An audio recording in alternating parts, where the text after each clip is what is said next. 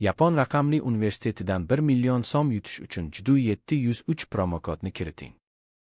Birinchi raqamli valyuta kurslari kanaliga xush kelibsiz. Bugun 5 may 2026-yil sanasida o'zbek so'mining valyuta kurslari bilan tanishib chiqamiz. AQSh dollari 40 so'm 80 tiyinga oshdi. 1 AQSh dollari 11.993 so'm 53 tiyin bo'ldi.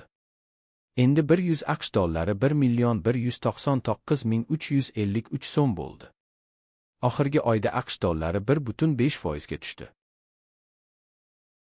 Yevro 32 so'm 27 tiyinga oshdi.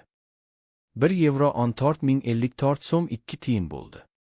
Endi 100 yevro 1.405.402 so'm bo'ldi.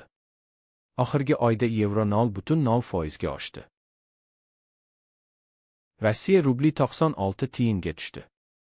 1 Rossiya rubli 158 so'm 52 tiyin bo'ldi.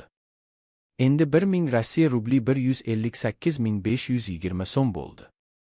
Oxirgi oyda Rossiya rubli 4.1% ga oshdi. Xitoy yuani 5 so'm 43 tiyinga oshdi.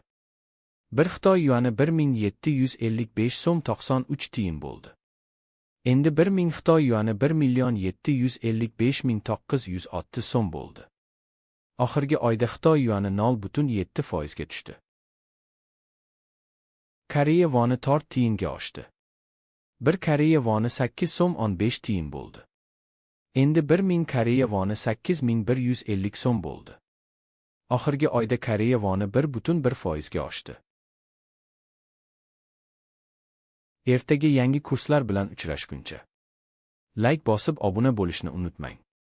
Qo'ng'iroqchani bossangiz video chiqishi bilan sizga xabar beraman. Kuningiz xayrli bo'lsin.